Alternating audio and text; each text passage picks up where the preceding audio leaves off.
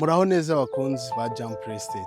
So murakaza neza kuri channel yacu. Uyu munsi rero twaje kubereka imari z'ubutaka ziri hano mu Bugesera zigurishwa.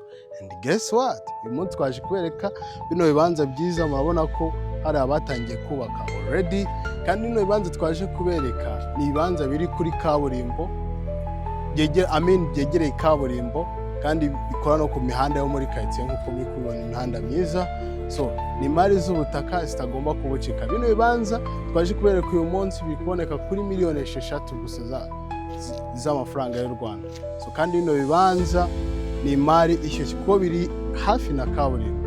So ubutaka rero twaje kubereka uyu munsi ntubacike ko n'ubutaka buri muri residential zone, ushaka gushyiramo bungalow house cyangwa inzu nakita nka kadasiteri cyangwa inzu iri hasi yaba konoshi ushaka wanashyiramo etage.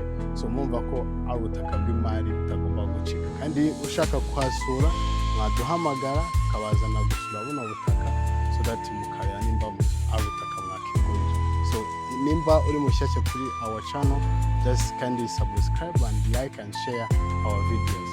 Murakoze.